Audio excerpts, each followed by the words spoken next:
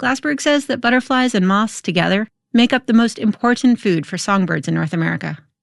But maybe you don't care about birds either. Glassberg says he actually had that conversation with someone at a party recently.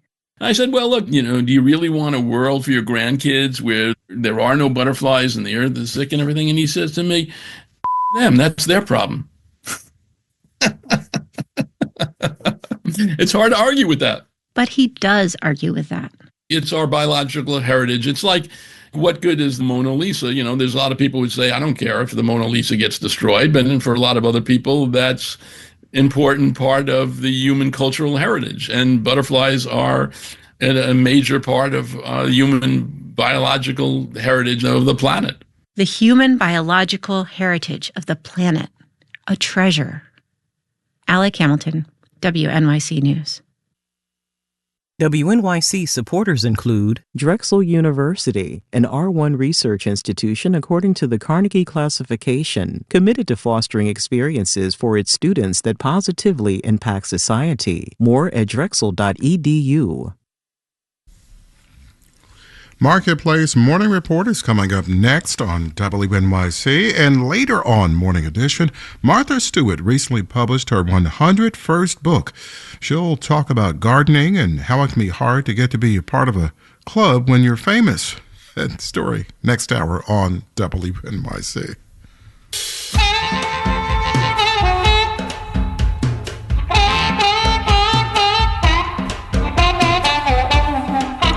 It's a cold start to this Tuesday, March 18th, 36 and clear skies right now. Sunny and 60 for a high today, just about the same tomorrow.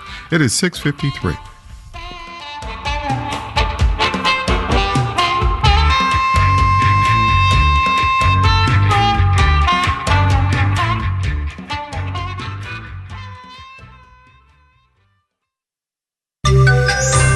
Today, lessons from a carnival of economics.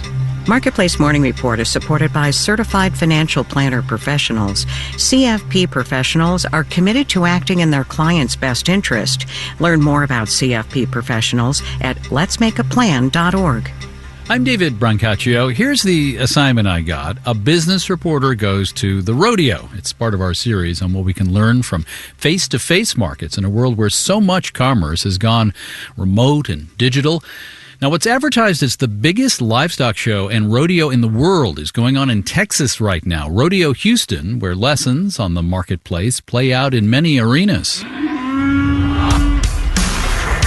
Oh, Houston, let's go! I say rodeo, you think, yeehaw. And from the other night here at the rodeo. Look at those long legs fly! But what I find here is not just a single vibe.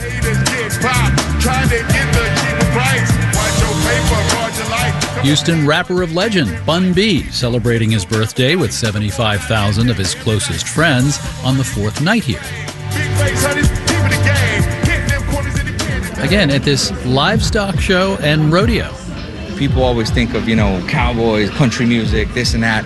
It blends every crowd that's out here in Houston. You see all sorts of crowd in Houston that come out here to the rodeo.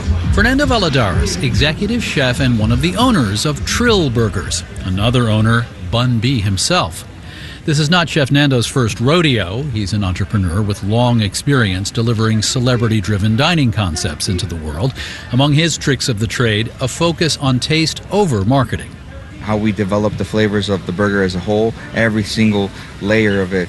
To bird dogging, money in and money out. Everything is ran through numbers. Everything is ran through margins.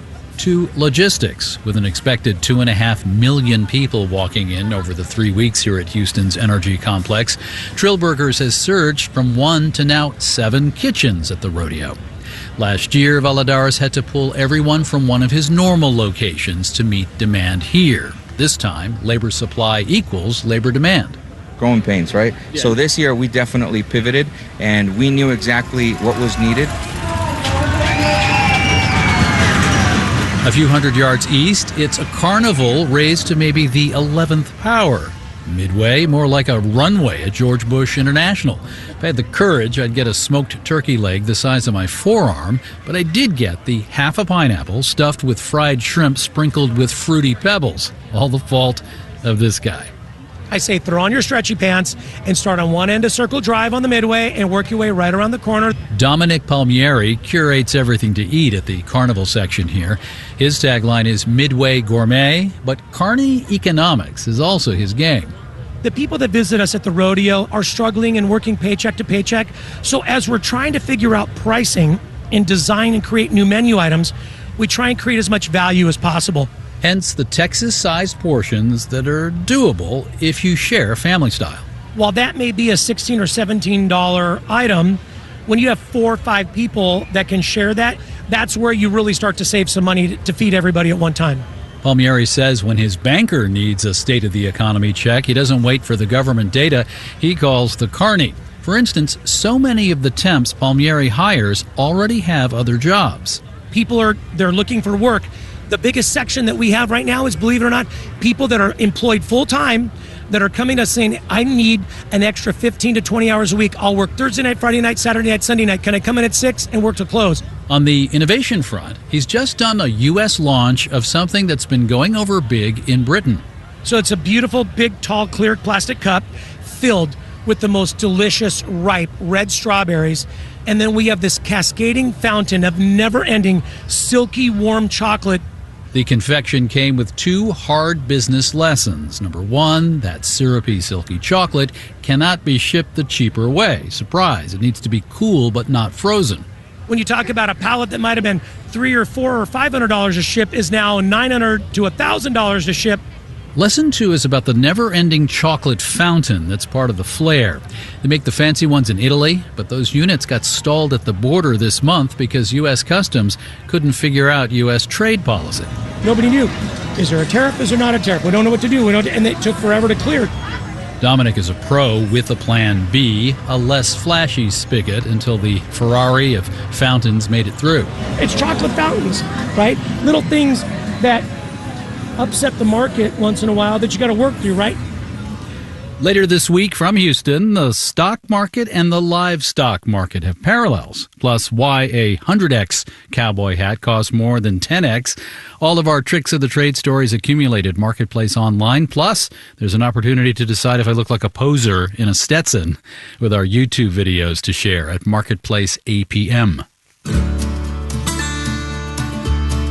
Marketplace Morning Report is supported by Progressive Insurance. Progressive is currently looking for individuals in a variety of career fields who are interested in building a career and joining an inclusive and unique culture. More information, including application, at progressive.com/careers. And by Amazon Business, committed to business buying solutions to empower leaders to streamline and focus on growth.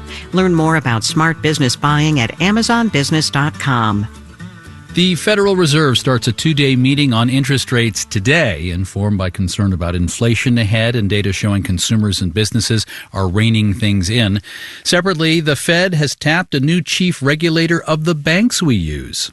President Trump has appointed Michelle Bowman as vice chair for supervision, the Fed's top banking cop. The Fed regulates banks along with agencies like the FDIC. In a statement, Bowman said she would take a pragmatic approach to bank supervision and regulation.